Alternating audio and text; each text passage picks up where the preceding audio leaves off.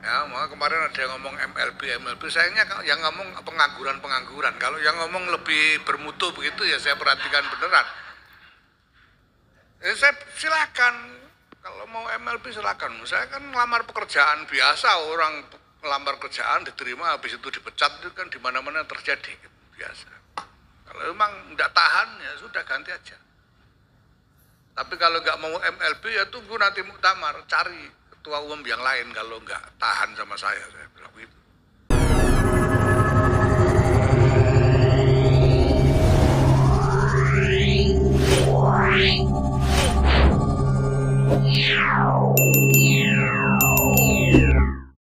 Dan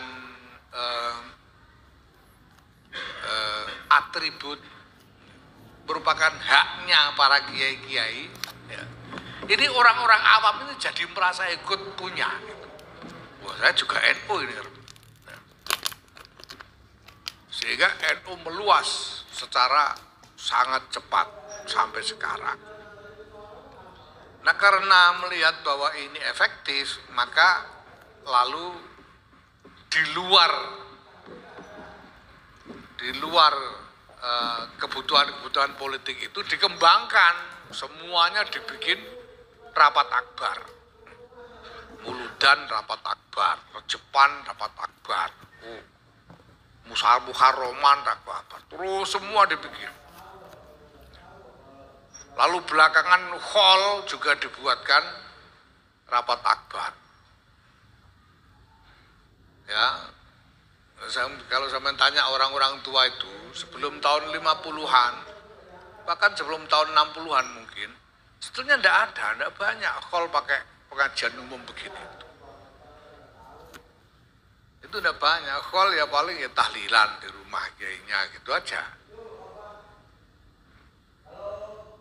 Baru belakangan, wah ini efektif, wah, akhirnya dibuatkan rapat. Lama-lama gus-gusnya itu jadi sadar, wah ternyata bermanfaat kalau pakai besar-besaran begini gitu. Itu. Karena lalu semakin besar hallnya itu, gusnya itu menjadi semakin gitu ya, semakin kelihatan gus gede lah gitu kira-kira gitu. Ya, semakin kelihatan gitu karena yang dikholi besar. Ya, sampai lama-lama ya gimana lagi, ini sebetulnya perkembangan yang wajar bahwa kemudian berlomba-lomba membesarkan hall. Sampai kemudian wah dipakai macam-macam, termasuk dipakai untuk tawar-menawar politik. Karena kalau hall pas ada pil-pil begini nih, wah ini bisa ditawarkan kepada calon-calon, gimana kalau pidato di hall saya. Nah, itu lumayan hasilnya itu. Nah, ini terjadi sekarang di mana-mana. Jadi kalau soal sukses membesarkan acara hall itu yang paling untung gus-gusnya sebetulnya. Bukan alumninya, bukan siapa-siapa. Nah, tapi jelas kita memang butuh sukses yang sejati dari hall semacam ini.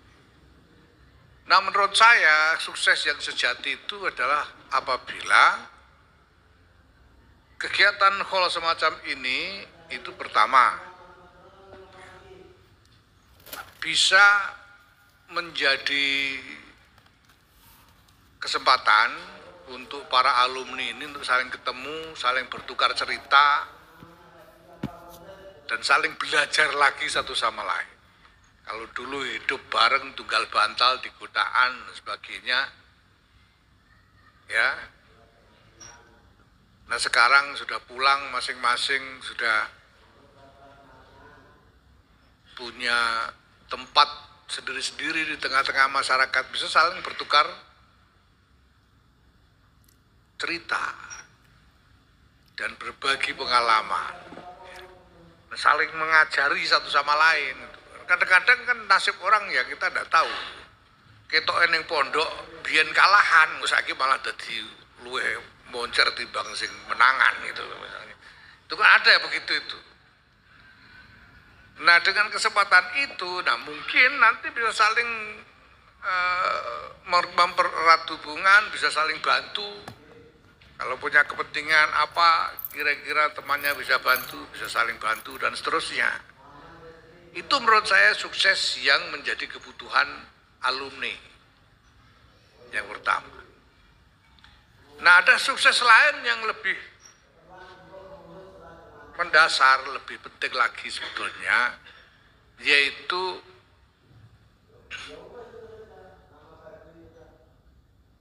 pembaruan, ya, diperbaharuinya, disegarkannya kembali, dan diperkuatnya hubungan ikatan ruhani.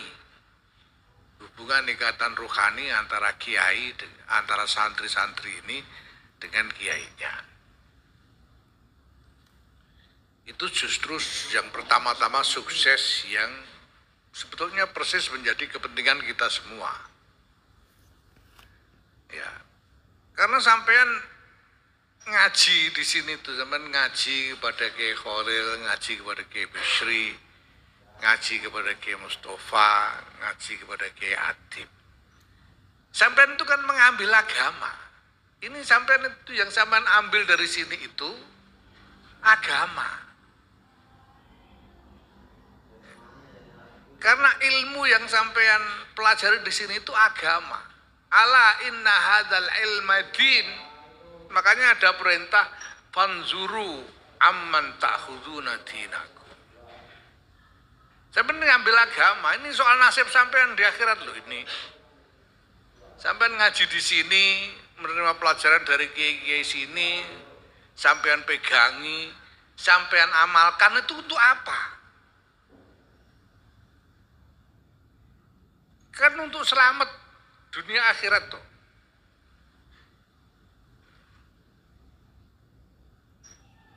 Nah itu artinya ya sampean mempertaruhkan nasib dunia akhirat sampean kepada kiai-kiai tempat sampean belajar itu.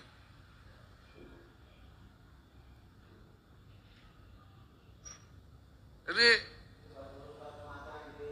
selamat atau ora selamat, iku apa jare slamete kiai ini? Kiai ini ora slamet dibuar, ora slamet kabeh ngono ae. Nah kita ngaji kepada kiai itu karena kita punya keyakinan bahwa kiai ini memang pembawa agama yang muktamad, karena punya sanad yang muktamad dan punya asar yang muhakkak, yang nyata-nyata bisa dilihat bahwa beliau-beliau ini memang pembawa-pembawa agama yang bisa dijadikan sandaran, kan itu.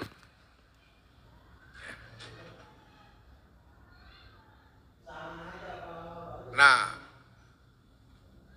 kesempatan hall semacam ini ya sebetulnya sih sampai tidak datang juga, asalkan muadzobah misalnya hadiah Fatihah, tahlil itu secara rutin, ya insya Allah bisa terus memperkuat itu.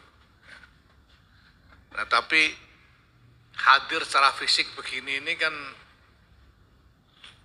ini seperti menuntun hati untuk terus menyambungkan diri kepada masyayikh tempat kita ngaji. Ya ini fungsinya kayak talafut biniyat itulah.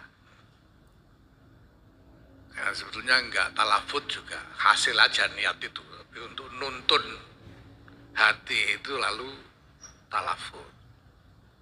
Nah, para umum yang saya hormati, kita ini menghadapi memang keadaan masyarakat yang kompleks, yang semakin rumit tatanannya,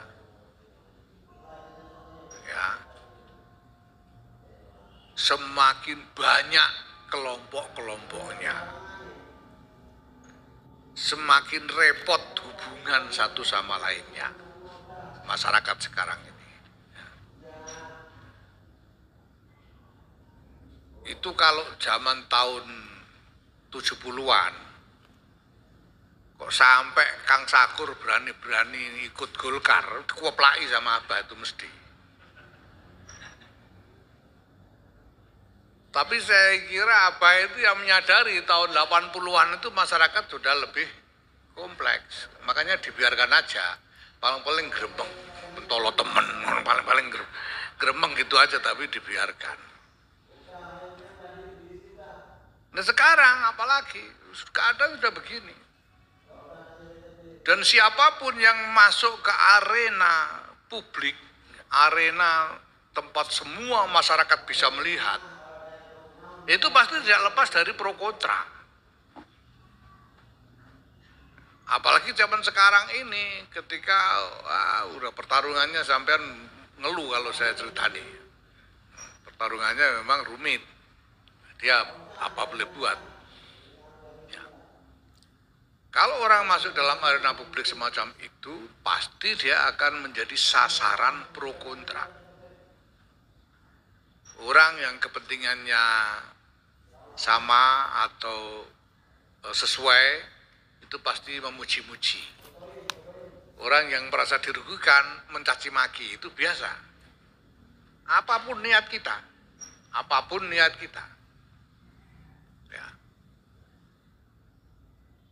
maka ya tidak usah diambil hati kalau ada yang ikut-ikutan misuh-misuhi saya misalnya gitu ya.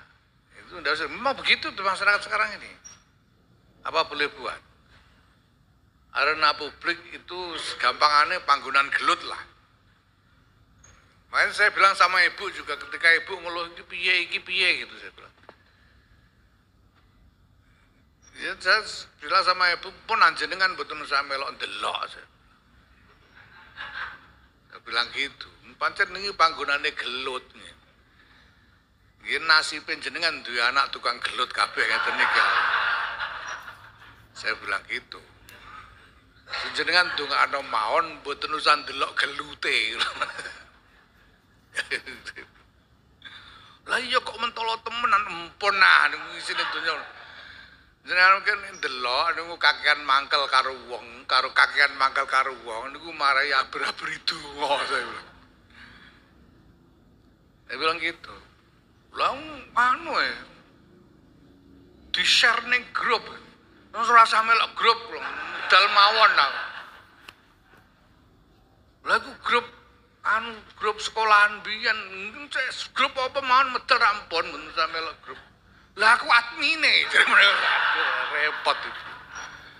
Repot ini. Ya gimana lagi, begini. Ya saya bisa memahami, ibu ya mesti ikut deg-degan, jadi anaknya dipisui, mesti melu mangkel dan sebagainya. Gitu. Tapi mangkel itu percuma. Saya sendiri sudah ya paling tidak nyaris tidak bisa mangkel sudah gitu. Karena percuma dimangkeli apa gitu loh, anane ngono. Yang pertama, yang kedua itu orang yang misu-misu itu karena kepentingannya sedang tidak sesuai. Nanti kalau pas kepentingannya sesuai, balik dia jadi ikut memuji-muji gitu. Itu begitu dunia ini sekarang ini, jangan kaget dan tidak usah diambil hati. Ya, saya sudah menyadari ini sejak awal ketika saya akhirnya, jadi saya sebelum nyalon ketua umum saya pamit sama Lek Muslik kula ajeng maju calon ketua umum Lek. Lah niatmu apa? Lek Muslik. Iki kula niati nglamar pendamelan. Nanti nawar pendamelan, kalau jelas kok kalau cabang-cabang pekerjaannya ini. Jadi saya maju jadi ketua umum PBNU itu, jadi calon ketua umum itu saya bilang ke cabang-cabang, saya ngelamar kalau boleh sampean mau terima, saya ngelamar jadi ketua umum untuk mengerjakan pekerjaan ini. Saya sebutkan pekerjaannya. Kang Sakur ingat itu kan, saya pernah datang dia waktu saya kampanye ketua umum itu. Saya jelaskan, saya ngelamar pekerjaannya ini. Sudah saya sampaikan. Dan saya sudah kasih disclaimer, saya kasih peringatan awal. Nah nanti kalau sampean milih saya dan saya jadi ketua umum beneran cabang-cabang ini cabang-cabang ini nanti akan tambah capek, tambah pusing. Saya bilang gitu. Sebelum muktamar udah saya bilang gitu. Iya kan? Saya udah bilang gitu. Kalau sampean pilih saya dan saya jadi ketua umum beneran, itu nanti cabang-cabang akan lebih capek, akan tambah capek, tambah pusing. Ya. Makanya sekarang kalau ada cabang ngeluh, gimana ini sekarang kok? Jadi pengurus NU repot, banyak urusannya begini begitu ya. Saya coba bilang rasakan akibatnya, saya bilang gitu. Sudah saya kasih tahu sejak awal kok salahnya sendiri. Nah kalau sampean dulu muktamar ndak ikut milih saya bilang ya nasib sampean sudah ikut kena akibatnya. Nah begitu saya tamar, saya terpilih, saya matur lagi ke Lekmo, saya bilang, Lek, kula pamit ajeng ndablek 5 tahun, saya bilang. Saya pamit ke Lekmo, saya mau ndablek 5 tahun. Ndablek itu artinya pokoknya saya kerjakan ini. Orang mau bagaimana aja saya tidak peduli. Saya udah janji kok. Udah janji sejak awal saya maju sebagai calon, saya mau kerjakan ini, itu saya kerjakan. Orang mau nggak terima, mau protes, mau ini, nggak peduli pokoknya. Kalau nggak mau, silakan ganti saya. Ya, maka kemarin ada yang ngomong MLB, sayangnya yang ngomong pengangguran. Kalau yang ngomong lebih bermutu begitu ya saya perhatikan beneran. Saya silakan, kalau mau MLB silakan. Saya kan ngelamar pekerjaan biasa, orang ngelamar kerjaan diterima habis itu dipecat, itu kan di mana-mana terjadi biasa. Kalau memang tidak tahan ya sudah ganti aja. Tapi kalau nggak mau MLB ya tunggu nanti muktamar, cari ketua umum yang lain kalau nggak tahan sama saya bilang begitu. Karena saya udah janji sejak awal. Dan memang persis ini yang saya kerjakan, saya tidak mengerjakan yang lain-lain kok. Saya juga tidak mau sekarang disuruh pengajian umum apa kan tidak mau saya. Tidak, saya udah janji ya mau kerjakan ini kok. Makanya tidak usah kan bikin pengajian umum ngundang saya, tidak akan saya mau. Ya. Karena sekarang pekerjaan saya ini khusus. Sekarang saya bilang ke cabang-cabang ini waktunya saya memenuhi janji untuk membuat cabang-cabang lebih capek, lebih pusing. Saya bilang. Karena itu memang yang saya lamar